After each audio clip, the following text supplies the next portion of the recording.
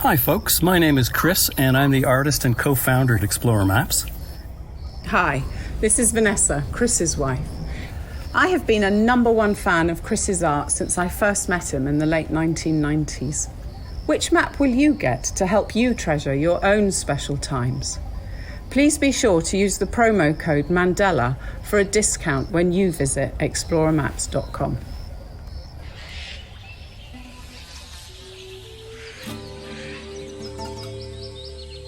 Welcome to The Trail Less Traveled, an adventure radio series and podcast dedicated to collecting stories and sounds from around the world in order to take you back to mankind's earliest form of entertainment, storytelling. This episode was recorded on location in collaboration with Explorer Maps. Missoula, Montana is a mecca for outdoor enthusiasts, and each week we will bring you tales of adventure from both near and far, as well as information and inspiration and a few tunes to set the mood. You can subscribe to the podcast and learn about our international outreach projects at traillesstraveled.net. And now, here's your host, international expedition guide, conservationist, and yogi, Mandela.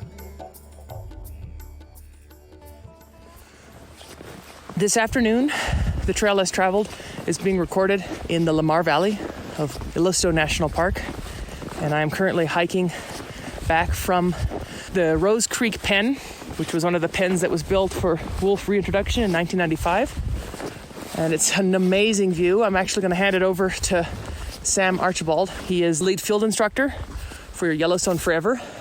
So Sam, first of all, thank you so much for agreeing to chat with me as we walk back. Could you describe for the listener what you're looking at right now? Yeah, so we're currently standing on the edge of Lamar Valley, which is a large secluded valley in the heart of Yellowstone's northern range. Yellowstone National Park is about 2.2 million acres in total, not including the vast array of wilderness areas and other public lands surrounding the park. But the heart of this ecosystem in terms of wildlife is this northern range, which tends to be much lower in elevation than the rest of the park, looking at about 6,000 to 7,000 feet, whereas much of Yellowstone is this high plateau, about 7,000 to 8,000 feet. That plus 3 major river systems that cut through the northern range here, the Lamar River, the Yellowstone River, and the Gardner River, make for ideal habitat, which is really the epitome of Yellowstone. So when we think about this place, we're talking about a fully intact ecosystem with all of the species that were here historically: bison, wolves, moose, bighorn sheep, all of our smaller critters, otters, wolverine, pine martens, this whole cadre of species that have evolved together now back on the landscape together, which is very unique. There aren't too many places in North America or even much of the temperate world where we can say that. Yellowstone is perhaps the largest intact temperate ecosystem anywhere in the world. We have lots of larger wilderness areas throughout the tropics, throughout the boreal and Arctic regions. But with the temperate world being so heavily settled, we don't have many large expanses of wilderness left. So to have that and to have an intact ecosystem like Yellowstone is such a great opportunity to observe how these species interact with one another. And we'll see that codependence is so critical, both to the Yellowstone story, but also to understanding these species as a whole in all their complexity and their effect, not only on the immediate species that they interact with, but on the broader landscape as a whole, all working in this complex interplay of a multi-predator, multi-play system. So as we walk, even right now, we can see several herds of bison scattered across the landscape. We can see coyote tracks that we walked across earlier. Walking up, we had several ravens flying over. Earlier in the day, we had bighorn sheep, otters, wolves, this full array of species that can be seen here in such proximity, which is such an incredible opportunity. And as we walk along, you might be able to hear the crunching of the snow. It is cold today, and just came out from a beautiful snowstorm above us. But Sam, I'd love to hear a little bit more about you and the evolution of you as a naturalist. So tell us about where you grew up and how conservation and adventure was a part of your childhood. How did you encounter this place that you have obviously fallen so much in love with that you spend every day here? Yeah, absolutely. I wish I could claim to be from Montana. I can't. I was actually born in Puerto Rico, grew up in Pennsylvania, and spent a lot of my childhood roaming through the Pennsylvania countryside and the Allegheny National Forests. My family was very active in outdoors, so we would often go hiking, camping, backpacking, canoeing. Took several large family vacations where we went and paddled around the Boundary Water Canoe Wilderness for 2 weeks, or took a long bicycle tour across the Blue Ridge Parkway. So recreation and nature were always very much a part of my life. For the longest time, I didn't see it as a career path. In hindsight, it's one of those things that I don't know why it's the perfect fit for me for so many reasons, but just one of those things that you don't consider until doors open up for you. I got my undergraduate degree in history, thought I was going to be a teacher, but pretty quickly realized that classroom education was not for me. And so I ended up, after I graduated, going into the Peace Corps and doing work down in Ecuador with a focus on youth development and outdoor education, which I found much more rewarding and much more of a natural fit.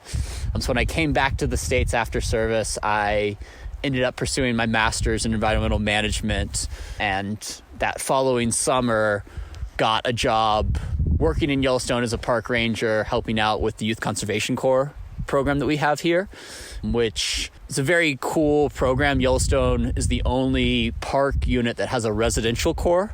There's some other park units that have day programs and some forest units that have residential programs, but this program takes kind of 15 to 18-year-olds selected through a lottery system and pays them to come to Yellowstone and work throughout the week on different types of conservation projects, putting in bear boxes, trailhead signs, that sort of thing, helping the park collect some data on both our species as well as our visitors that will help make management decisions.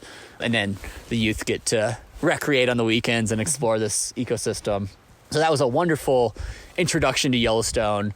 And what I thought was going to be one season has quickly turned into a permanent gig. There's a lot to love about this place, but I think what speaks to me the most is just the vivacity of it, how alive it feels. You know, there are so many pretty beautiful spots across this country where you go to Zion or Canyonlands or the Sierras and it just takes your breath away. But I've never been on a landscape that just feels so alive, and there's so much potential of, on any one hike, running into bison, running into wolves, running into some bird that you've never seen before. And so I never know what I'm going to experience, and just find continual joy and amazement exploring this place. That's the voice of Sam Archibald. He is the lead field instructor for Yellowstone Forever. Tell us about Yellowstone Forever. Yeah, of course. Yellowstone Forever is the official nonprofit partner of the park. So we help channel philanthropy to fund park projects, including both conservation projects like Yellowstone Cutthroat Conservation, like our Yellowstone Wolf Project. So about 60% of the Wolf Project comes from philanthropy. All of the Cougar Project, lots of funding for our youth programs, funding, for example, the Junior Ranger booklets that the park gives out, funding for various staff positions, funding for stock purchases, infrastructure, other things like that, supporting the park with donor funds that can be used with much greater flexibility than the National Park Service budget. Mm-hmm. And we are taking your Kinship and Communities course. I would love if you could share a little bit about what you talked about today. Yeah, absolutely. So this course is one of our field seminars. So within Yellowstone Forever, we have the Yellowstone Institute, where we run various types of education programming. And so our field seminars tend to do a deep dive into specific topics. And in this case, we chose to study Kinship, which is this way of looking at the more than human world as kin. So pushing back on the assumption that is prevalent throughout much of Western culture that places Homo sapiens on this level above and apart from the rest of the animate world. Yellowstone is such a great place to study that for many reasons.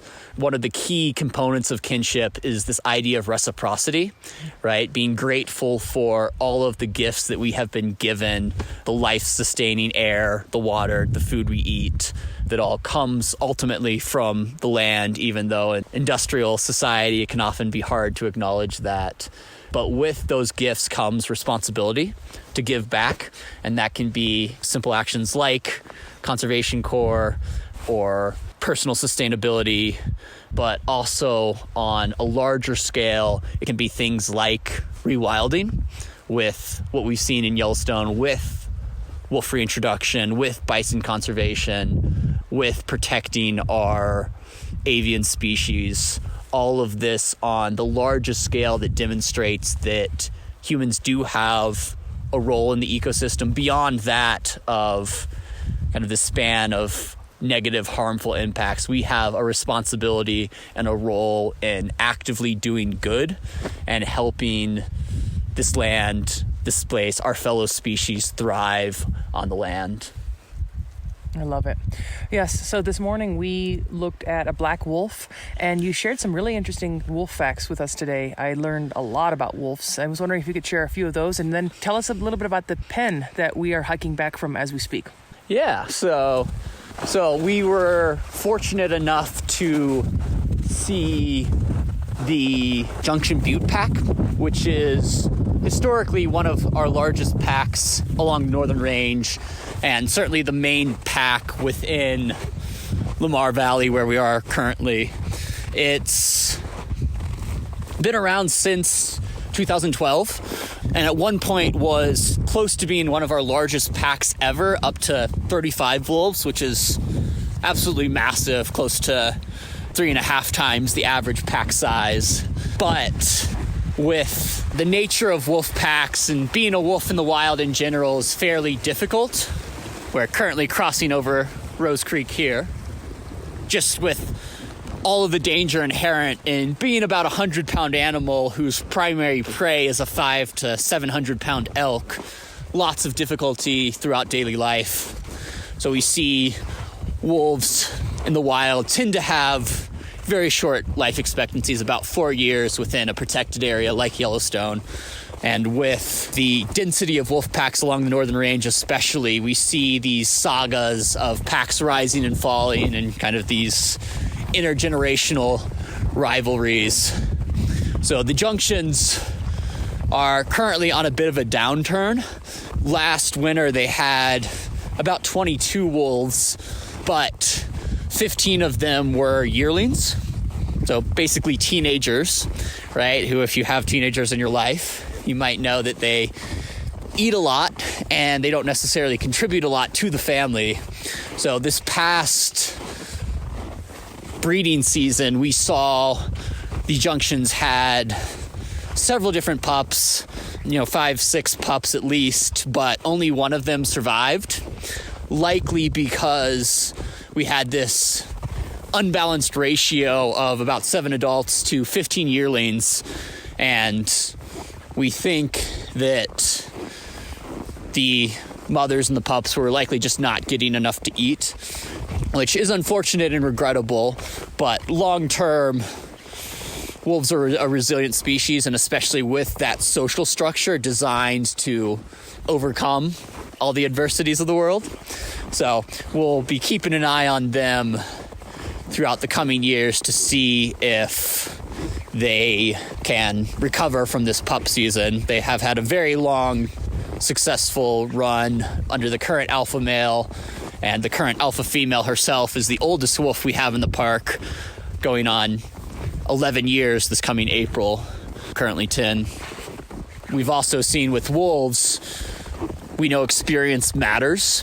Experienced wolves are the ones that are most effective in an inter-pack conflict. They're the ones that are most successful at taking down prey, not necessarily because of physicality, but knowing what to look for in weakened prey, knowing how to use the terrain to their advantage and use terrain traps like a creek or a narrow draw or something else that allows them to take down prey. Hopefully, between those two elderly alphas, they're able to lead the Junction Butte through the upcoming breeding season and have a successful pup recruitment year. Nice.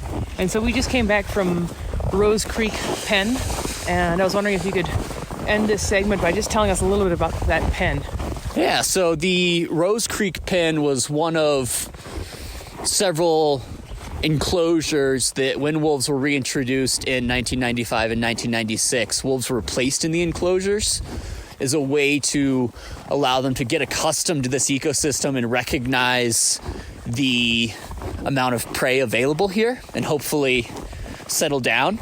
Wolves can travel hundreds of miles in search of mates and then return, find their way back to their home territories. So the concern was with wolves being captured in northern Alberta and brought down here that our wolves would immediately turn north, leave the park, and be potentially at risk of being poached as they traveled across the land. So we really wanted to ensure that they stayed here in the park. So the enclosures were one of the ways that we did that. So this enclosure specifically housed the Rose Creek pack, one of the initial 3 packs brought into the park that has a very famous story and told in, well, several different books on Yellowstone wolf reintroduction, and this incredible story of a wolf coming in and adopting a rival's young and raising them as his own. Those pups, and especially that alpha female, would go on to have a very successful run, and about 90% of the wolves in the park today, we can still trace that genetic lineage back to the wolves that were in this enclosure in 1995 and 1996. This evening, the Trail Less Traveled is being recorded here at the Lamar Buffalo Ranch in Lamar Valley, Yellowstone National Park. And I am participating in a course with the Yellowstone Forever Institute, and I'm here with the lead field instructor for Yellowstone Forever, Sam Archibald. So Sam, I was wondering if you could maybe kick us off by telling us about the significance of the Lamar Buffalo Ranch. Of course. So the Lamar Buffalo Ranch is significant for 2 main reasons, kind of the center of 2 main conservation initiatives. So the first, and the reason it exists, is bison conservation. So Yellowstone is significant in that it was the site of the last wild bison herd. So throughout the 19th century, many of our bison slaughtered at an epic scale. So between somewhere from 30 to 60 million prior to European contact to very quickly by the 1860s, 1870s, 1880s, looking at only a few hundred bison left, most of them in privately owned conservation herds, with about 25 bison left here in Yellowstone, still ranging across the landscape. So when the Army moved in to manage Yellowstone starting in 1886, one of the things they did was move to conserve our bison herds, initially corralling them at Mammoth, but later bringing them out here and combining them with 2 other herds. So the Walking Coyote herd that was originally from a member of the CSKT tribes who saw the writing on the wall and was able to capture 6 bison calves and started his own private herd up there, combined with 3 bulls from another private conservation herd, the Charles Goodnight herd. So those 21 animals were brought with our 25 animals here combined and initially raised much like livestock. So with fencing all around the Lamar Valley containing these animals, with supplemental feeding, with Timothy hay being grown in the valley and fed to them throughout the year, with this area being the center of that. So we still have the historic Buffalo Keeper's Cabin from that era, as well as the bunkhouse and the barn, all of which are historic buildings that make up the heart of the ranch. Bison were managed in that manner as the population grew, kind of shifting from fencing them in to actually fencing them out. They would still grow Timothy hay in the valley, but only fencing and supplementally feeding and during winter. As it continued to grow, we had kind of an internal herd and an external herd. But eventually around the 1950s, as our populations continued to grow, removing the fencing, allowing these animals to disperse throughout the landscape, but still maintaining the Buffalo Ranch as a historic site. Starting in the 1970s, we did add cabins brought up from Yellowstone Lake that we now run education programs out here using the bunkhouses, our lodging and classrooms. So it is a great opportunity to stay right in the heart of Lamar Valley, where we're currently have a very large bison herd moving across the landscape, much larger than 25 animals, which is incredible. Starting in the 1990s, we get this as the center for another major conservation initiative, in this case, rewilding with wolves. So wolves were gone from the Yellowstone landscape by about the 1920s, subject to very harsh control measures since the onset of European settlers, with many hunting wolves poisoning carcasses with strychnine or wolf lichen so that any animals that fed on them would perish, including wolves, but also lots of other animals that might be interested in a carcass left in the woods, so killed indiscriminately. But we also saw baiting, snaring, baiting of dens, sometimes even gassing dens, infecting wild populations with mange, and then releasing them to spread it elsewhere. So very harsh measures that were very effective. So by early days of the park, our wolves entirely gone and absent from this landscape for 70 years, which led to significant ecological consequences on our range lands being overgrazed, our elk herd kind of spiraling out of control through these huge boom and bust cycles.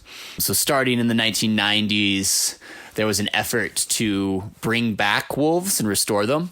And perhaps one of the most significant conservation projects ever, certainly one of the most significant rewilding efforts ever, where 31 wolves were brought down from Canada and reintroduced into Yellowstone.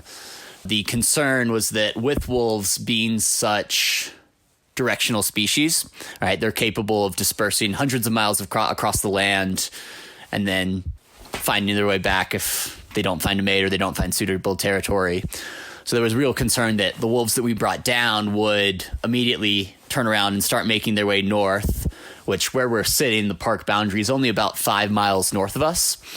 So real concern that all this effort would be for nothing as the wolves immediately left. So one of the things the Wolf Project did was bring entire pack units, so trying to capture packs together. So as a social animal, they would be less stressed, less likely to leave.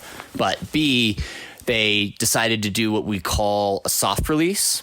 So holding the animals in enclosure pens, about 1 acre fenced in areas, for about 6 weeks after they were brought in to help the wolves get accustomed to this landscape, recognize how much prey was available here, and hopefully get comfortable enough that once they were let out of the pens, they wouldn't leave. Mm-hmm.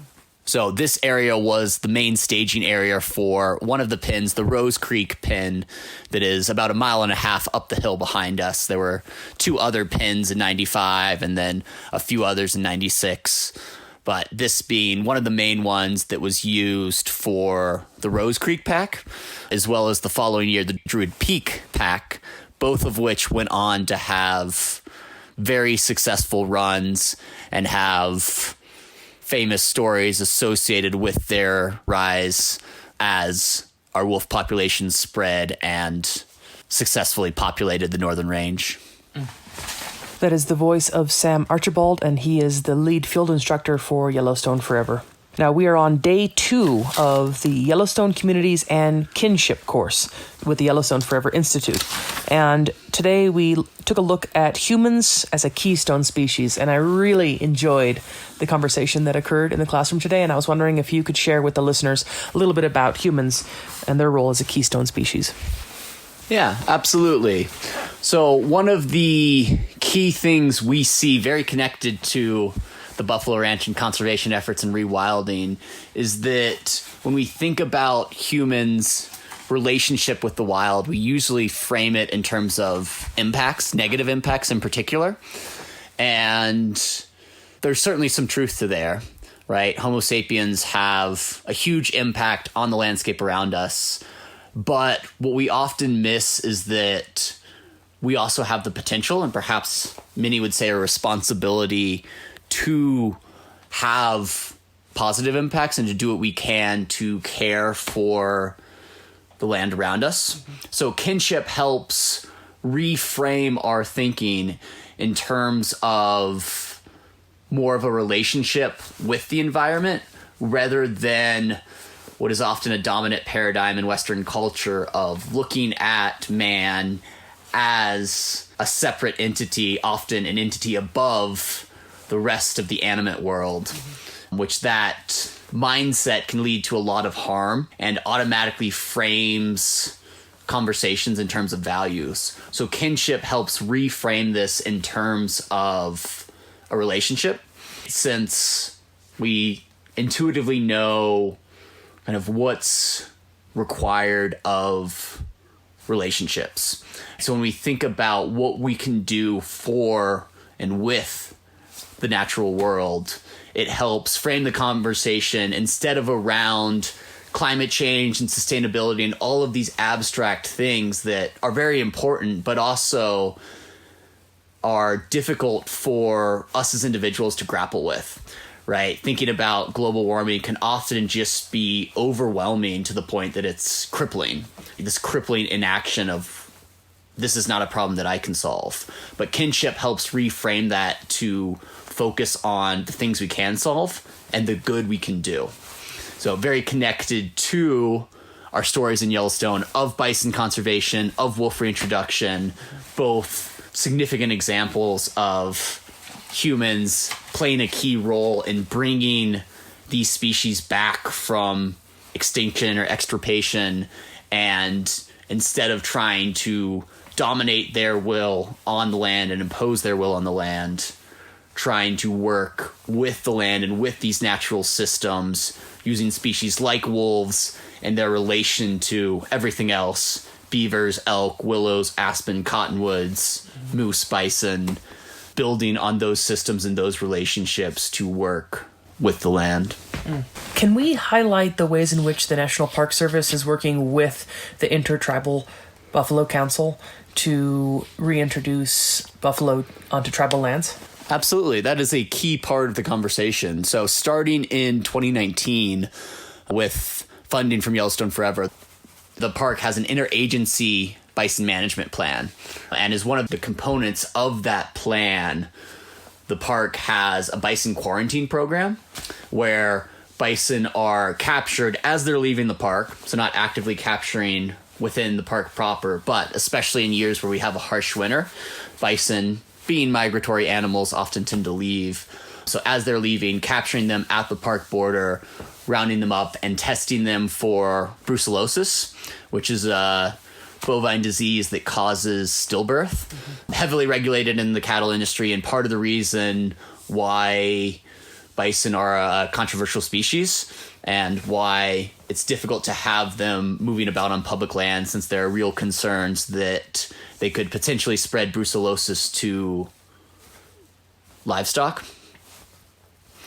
But the transfer program is aimed at preventing the slaughter of bison, allowing our Yellowstone bison, which are nearly genetically pure, apart from the introduced populations, they've been migrating across the landscape since perpetuity, right? A historic population here that has never been domesticated, fully wild. So critical to use those genes to rewild other areas. Unfortunately, many bison populations throughout this country contain significant portions of cattle genes, beefalo, as we call them, which it's much more ideal to populate these populations with Yellowstone bison, ensuring that genetic purity and these animals with ancestral knowledge of migration routes and practices to continue thriving. So starting in 2019, the park sent the first shipment of bison up to the Fort Peck Reservation and worked with the Intertribal Buffalo Council, who then takes them from Fort Peck and disperses them out to other tribes. I believe it's something like 50 tribes that are now in the program and have actively received bison throughout the United States. So up in Alaska, we had several bison FedExed up there. Throughout the Midwest, even some tribes in the eastern United States receiving bison, which is critical not only for rewilding, right? We know bison are a keystone species. They exert a disproportionate impact on the landscape around them, like humans. So anywhere we have bison, we have soil being aerated. We have grazing that comes from an animal that's grazing as it moves across the landscape. And we'll see that disturbance actually contributes and increases the productivity of the ecosystem. We have bison rubbing against trees to prevent forests from taking over valuable meadow habitat. We have enzymes in bison saliva that helps trigger grass growth, very fertile dung. We have bison wallows that create different wetlands and replenish our aquifers and create different habitat for insects and forbs and all this variety of species. So on one hand, we have this huge array of ecological benefits, but especially for tribal members, the bison is such a critical cultural element that it's hard to understate the importance to tribes of having bison visible, present in their lives again, restoring those relationships. Many tribes, I should say, evolved in context with bison, right? Bison are undoubtedly this continent's most important natural resource and most important cultural resource, supporting countless cultures throughout history and now continuing to support those cultures. Bison meat is some of the healthiest you can find, with very low fat content, very healthy source of protein that is critical to food insecure communities, restoring that presence. We see restoring cultural ceremonies, all of these deeply rooted material and spiritual connections that surround the bison. So by bringing them back, not only restoring ecosystems, but also helping cultures reclaim those lost roots. It was while we were living internationally, about 11 years ago, that Explorer Maps first started, when Chris and his brother Greg decided to join forces and bring the maps to the whole wide world. Hi, this is Vanessa, Chris's wife. Each map is a labour of love, and I am lucky enough to see them all grow step by step from the early research and planning stages onto a large white piece of paper, through penciling, inking, and finally seeing the real magic happen as Chris adds the colour. As each one reaches the end phase, I get to examine them closely in the hope that I spot any unfinished bits before Chris sends them off. But there's always new illustrations to see every time. I love going to the Missoula warehouse when we're in Montana to see each unique map on the incredible range of products that Explorer Maps now has. Having lived away from home and families for the past 17 years, our aim of connecting people and place is very poignant to me. And for that reason, my favourite maps are Flathead and the Maasai Mara, because these two places are central to our extended family gatherings and where we have made the best of memories.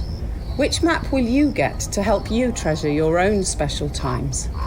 Please be sure to use the promo code Mandela for a discount when you visit explorermaps.com.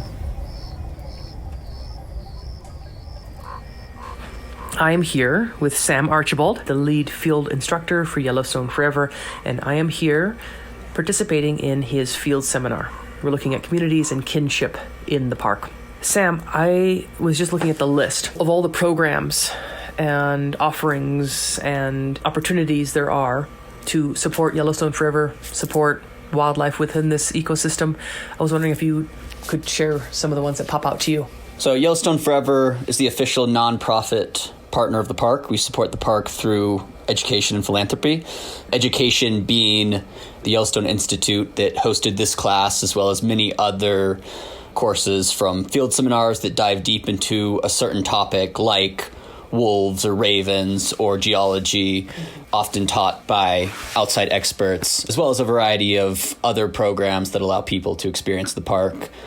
On the philanthropy side, Yellowstone helps direct private philanthropy to the park. As a federal agency, the park cannot solicit funds and has a restricted budget on the federal cycle. Having a nonprofit partner frees up dollars and gives the park a lot of flexibility. So we help fund things like the wolf and cougar conservation. So about 60% of the Wolf Project's budget comes from donor funds through Yellowstone Forever, many of those supporting staff positions so that the project can have year-round technicians helping to monitor and study our wolf population. The entirety of the cougar project is funded through philanthropy.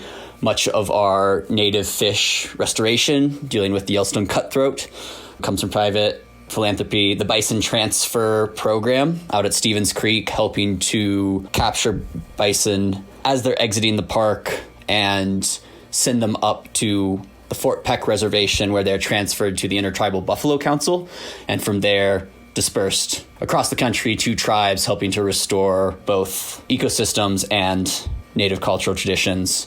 We help lessen human-wildlife conflicts through things like bear box construction, funding wildlife safety positions for the Park Service, lots of other ecosystem and conservation projects, as well as education. So funding things like the Yellowstone Youth Conservation Corps that brings 15 to 18-year-olds to the park to get paid to do conservation work like installing bear boxes, constructing trail signs, as well as other work, helping the park collect information on visitors and some of our wildlife. Things like Expedition Yellowstone, the program for fourth grade students to come and visit the park, things like the Junior Ranger booklet, things like bilingual interpretive rangers, distance learning that many of our education technicians do in schools across the country, funding Native American interpretation collaboratives, a wide range of education projects, and then finally some infrastructure, trails, boardwalks, exhibits, stock purchases, other things like that that help the park fulfill its mission. Beautiful. Let's talk about today. So I'm participating in your Communities and Kinship course here in Yellowstone National Park. And I can say that, wow, we had an incredible morning. We saw multiple wolves. And we had a wonderful discussion that I'll never forget for the rest of my life. So can you tell us a little bit about today's lessons? Yeah, absolutely. So today was the third and final day of the course, trying to drive everything home and think about what we will take away from this as we leave Yellowstone and head to wherever we call home.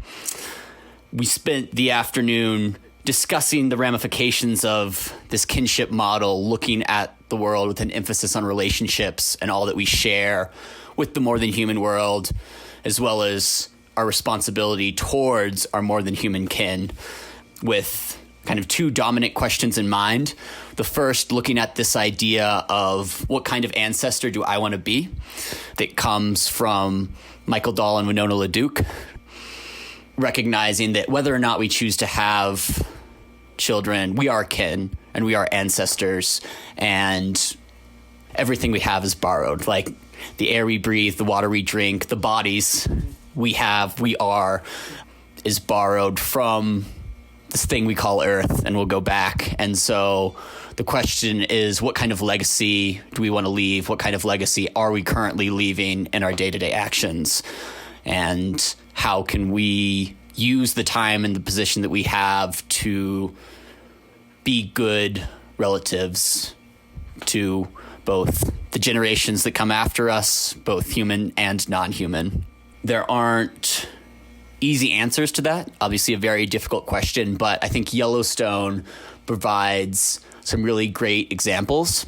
So we spent kind of the final part of the course talking about two individuals that I highly respect, one being Molly Beatty, the first female director of the Fish and Wildlife Service, who spent her career working to advocate for non-human persons, helping to defend the budget of the Fish and Wildlife Service, helping to reintroduce wolves to Yellowstone, even coming here on the ground, holding a press conference, and continuing to fight for these species, even while she was suffering from terminal cancer, and the struggle of continuing that effort throughout the last year of her life, doing all she could to protect and be a good ancestor to the natural world.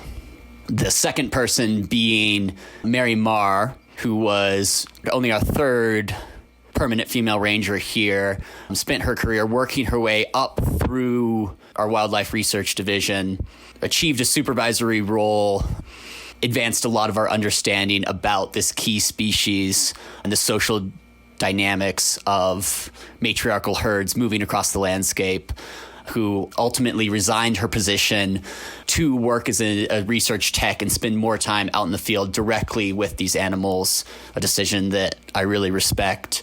And these two things, right, these two people represent the broader efforts that have occurred in Yellowstone, conserving our bison from coming within 23 heartbeats of going extinct and having no more wild herds on this landscape, losing our most important cultural and natural resource on this continent, period. And then with Molly, with wolves and all of the effort to bring back this keystone species and watching the cascading effects on the landscape of having this species and recognizing that in both of these cases, humans may have played a critical role in driving them nearly extinct or extirpating them from this area. And that's something we have to reckon with. But also recognizing that humans have the capacity for good and perhaps the responsibility to care for these animals and to do what we can with the wild spaces that we have left to bring back all of these species and to restore these ecosystems. You were discussing the fact that humans are keystone species. Mm-hmm. Every action we take has an effect, whether it's positive or negative. And I love the fact that you mentioned that, yes, negative things have happened. Let's speak truthfully about that. Let's learn from those mistakes, but then also look at the comeback. That's positive. And I think in this day and age, I really appreciate as much positivity as I possibly can. Mm-hmm. Tell me a little bit more about some of the positive things that are happening here in Yellowstone National Park. I'll start with saying that one of the advantages of kinship is that it reframes the conversation. Right? When we think about human impacts, we often start with the negative, and especially in the Anthropocene, the age of climate change, that can just be crippling and destroy any hope, right? Leaving people unable to do the work that needs to be done right now in this moment to protect the wild species around us. Mm-hmm. So focusing on the positive, I think, is critical to fulfilling our responsibilities as a keystone species and as a key part of this landscape. Yellowstone is representative of that for so many reasons, right? We've already talked about wolf conservation and bison reintroduction, but currently lots of other work going on. The Greater Yellowstone Ecosystem is this expanse of 2.2 million acres within the park, but then several national forests, other park units, lots of private land that are well suited to conservation, altogether somewhere between 16 and 22 million acres of protected land here.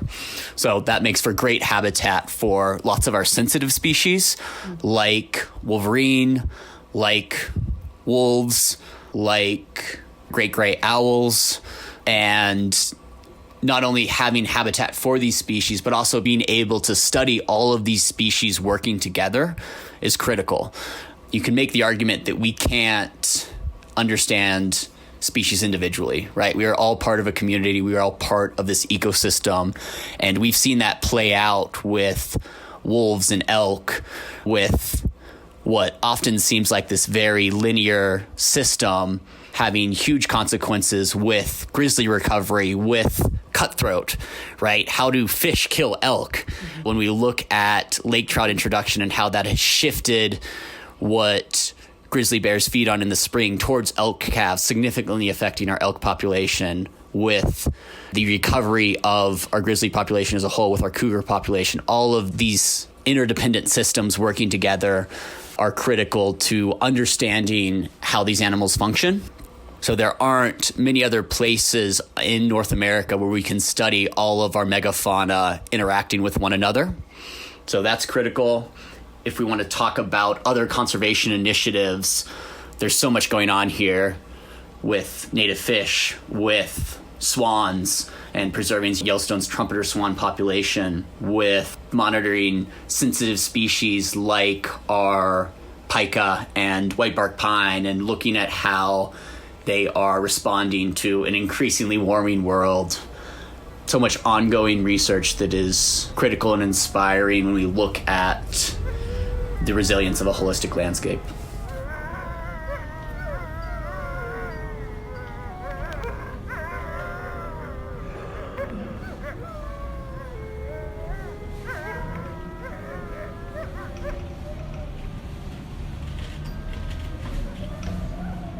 The Trail Less Traveled is dedicated to collecting stories and sounds from some of the most remote locations around the world. The radio version of the show premieres every Sunday night at 6 Mountain Time, and you can stream it live online at trail1033.com. If you missed the premiere, the show is also a podcast, available everywhere. I would like to extend my gratitude to Yellowstone Forever for hosting me at the Lamar Buffalo Ranch.